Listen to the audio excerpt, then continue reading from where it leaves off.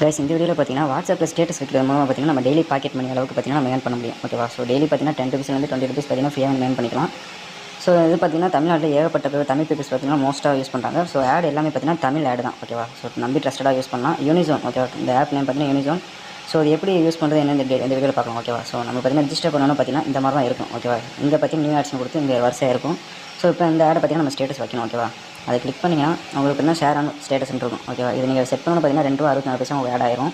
அதுக்கப்புறம் உங்கள் ஸ்டேட்டஸ் எத்தனை பேர் பார்க்குறாங்களோ அது லாஸ்ட்டில் நம்ம ஸ்க்ரீன்ஷாட் அப்லோட் பண்ணும்போது அதுக்கேற்ற மாதிரி நமக்கு அமௌண்ட் ஆட் ஆகும். ஓகேவா? ஸோ இந்த மாதிரி வந்து நம்ம வாட்ஸ்அப் கிளிக் பண்ணி வாட்ஸ்அப் ஸ்டேட்டஸ் வச்சா மட்டும் போதும். ஓகேவா?